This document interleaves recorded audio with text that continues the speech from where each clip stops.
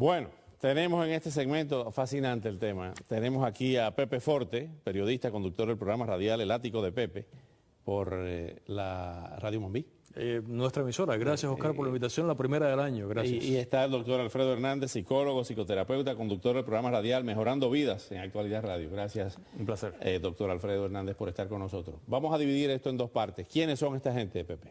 Bueno, los que están vivos, porque si nos ponemos a analizar los que están muertos, los que están vivos, por supuesto, en cuanto uno ve el titular de la noticia, a mí no sorprendió de ninguna manera encontrarme con Hawking, que es el padre de la famosa teoría del origen del universo, el Big Bang, o sea, el gran estallido.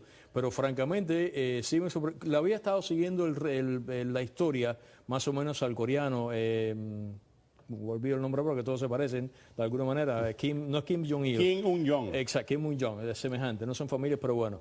Que altísimo, desde niño, como viste, hablaba 4 idiomas el niño, y además, interesante, que siempre se ha dicho que para trabajar en la NASA a cierto nivel... A los 3 años de edad hablaba 4 idiomas. Hay que tener cierto nivel de inteligencia, parece que la NASA es un marcador simplemente de inteligencia. Ahora, el que me llama la atención muchísimo es James Wood. James Wood, el actor. Si uno va a comparar el nivel de inteligencia o genialidad, porque hay que poner el lindero de hasta dónde llega la inteligencia suprema, entonces dónde viene después la genialidad, que es otra cosa, uno habría dicho que entonces, a juzgar por el perfil profesional el cual se ha proyectado muy exitosamente, habría de ser mucho más exitoso o propietario de un coeficiente de inteligencia más alto, Dustin Hoffman, que es mejor actor que él. Me sorprendió muchísimo. Porque parece que se le hizo a través de las matemáticas, estudiaba álgebra lineal. En MIT también, que es otro indicador de inteligencia suprema, y naturalmente el otro caso álgebra también, lineal, como yo fui tan mal estudiante de álgebra, ni idea tengo.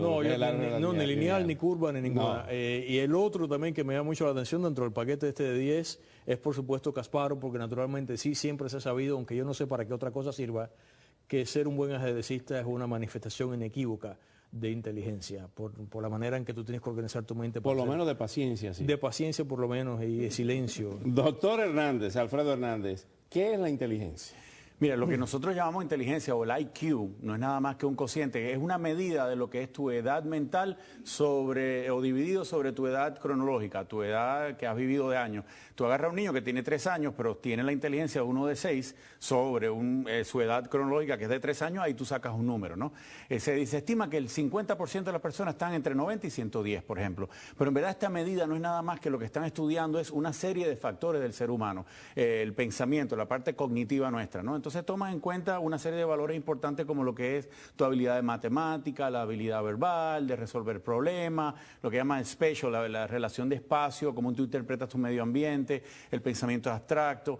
Pero eso no es solamente lo que nosotros entendemos como inteligencia. Muchas de estas personas que tú ves en esta lista son personas que usualmente socialmente no tienen mucha habilidad. Entonces tú dices, qué inteligente es, pero mira cómo le habla a los demás, es tan inteligente y no sabe tratar a otras personas. Entonces hemos diferenciado un poco lo que es la inteligencia y no nos encerramos solamente en lo que llamamos el IQ. ¿Qué es la inteligencia emocional?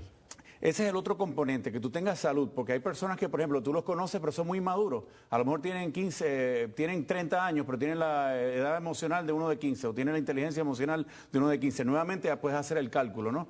Esta inteligencia emocional es tu capacidad de procesar las emociones de una manera adecuada, donde tú te encuentras con una emoción como es el enojo, la alegría, la felicidad, y lo expresas bien. ¿Por qué los grandes matemáticos parecen tan retraídos, tan distantes, y a veces parecen retrasados mentales, parecen oligofrénicos?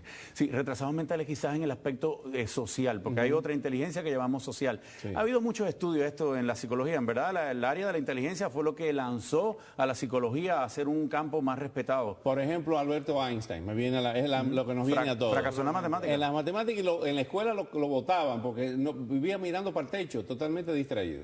¿Qué es eso? Por eso hay que tener tanto cuidado, porque cómo tú vas a calcular la inteligencia de una persona solamente utilizando una medida en un campo o en un área específica. Tú tienes que, cuando vas a evaluar a un niño, tienes que ver quizás que él tiene una dificultad en matemáticas, pero a lo mejor tiene una genialidad en el área de las ciencias en otra parte o en las artes. Lo que nos quiere decir es que no hay inteligencia total. Mira, hay inteligencia, por ejemplo, para los matemáticos no les interesa la historia, o no les interesa quizá la filosofía, aunque ahora se ha determinado que la filosofía tiene mucha relación con las matemáticas, pero desde Isaac Newton empezó y desde antes. Pero hay personas que son inteligentes para una cosa y para otras no. Absolutamente. Acuérdate que no todos tenemos las mismas capacidades en todas las diferentes áreas. Muchas de estas personas quizás son genios, que es lo que llamamos de 140 en adelante, pero quizás en el campo emocional no lo son, quizás en el campo social no lo son, quizás en la parte creativa no lo son, que son los diferentes tipos de inteligencia que hoy en día medimos. Tú lo que tienes que aprender a reconocer es cuáles son tus fortalezas como individuo y explotarlas, y reconocer cuáles son tus debilidades y tratar de compensar esas áreas. De eso es lo que se trata. Al final es cómo tú te adaptas al medio ambiente. Lo que nos hace diferente de los animales al ser humano es nuestra gran capacidad de adaptación. Y ahí es lo que tratamos de utilizar la inteligencia para medir eso. Para medir eso, Pepe, hay también a través de la historia genios como Mozart, que Mozart, por supuesto, su primer concierto a los 3 años y a los 5 su primer concierto en público. Mozart es uno, niño prodigio. Niño prodigio también habría que mencionar en este caso a José Raúl Capablanca, que sabes que solamente ver al padre de noche jugar ajedrez. Capablanca sin duda uno de los grandes ajedrecistas, posiblemente el más grande junto con Fischer. Ahora, en este momento que estaban mencionando matemáticas y se mencionó por supuesto a Isaac Newton, hay una cosa que es muy interesante, que también es otra indicación de que el matemático es un genio, es que muchísima gente piensa de la matemática, lo que piensan otras cosas, que la matemática es una invención. Y la matemática no es una invención, la matemática es un descubrimiento. Para citar una filosofía que no es de mi paladar, la marxista, la famosa frase que dice, fuera independientemente de tu conciencia. 2 por 2 es 4 fuera independientemente de tu conciencia. O sea, 2 por 2 es 4, hubiese humanidad o no. 2 por 2 es 4 está abstractamente en el aire. Viene un genio como Newton y entonces descubre que 2 por 2 es 4, pero para eso hay que ser un genio.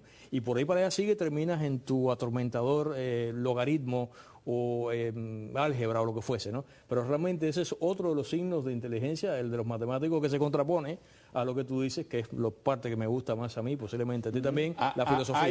Hay otros que son inteligentes, por ejemplo, en literatura, con una imaginación. Esa es una parte importante. ¿Cómo se puede llegar a desarrollar tal grado de imaginación que raya, según los ignorantes como yo en psicología, que dicen, ese tipo o está loco o es un soñador que no vive en la realidad? Gabriel García Márquez, para poner un ejemplo, el grado de creatividad que tiene y de imaginación para crear mundos diferentes.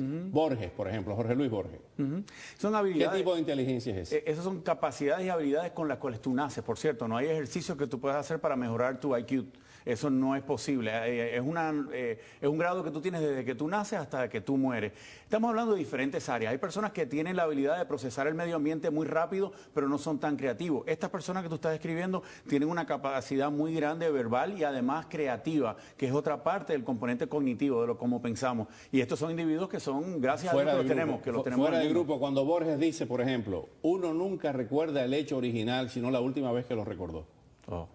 Genial, genial. Sí. Pero es que también es, Oscar, la manifestación de la expresión. Siempre he medido mucho, en el caso de los literatos y la gente que se ocupa de las letras, creo que se ve una expresión. El hecho de que tú organices tu pensamiento y tú lo expreses, no siempre significa, está la famosa frase de la filosofía griega que dice, las muchas palabras no significan o no indican sabiduría. Pero una persona que organice sus pensamientos y los pueda vertir verbalmente o escrito a través de una manera organizada, es también otra manifestación inequívoca de inteligencia. Pero dentro de eso, siempre he creído que una manifestación de inteligencia, en el caso de la gente que maneja letras, son los epistolarios. Cuando tú te vas a las cartas de Mozart, te das cuenta que Mozart tenía que ser un genio, no solamente por la música que hizo, sino por el modo que escribía cartas, que es posiblemente una de las expresiones o modos de comunicación más íntimos que tenga la persona. Emocional, el caso de Martí, el caso de Groucho Marx, que les recomiendo a los lectores o a los televidentes que se consiguen el libro de las cartas de Groucho Marx, geniales, y las cartas de Mozart. Y también las cartas de Woody Allen.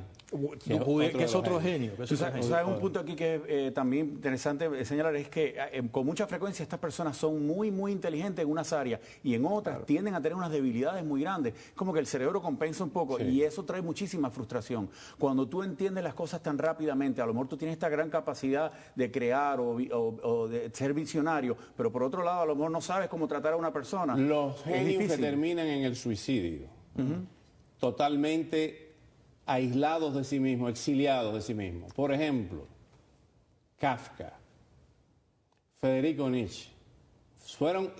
¿Qué pasó ahí? Hubo inteligencia que estaba fuera de grupo, que no existencialismo como tiene que llegar.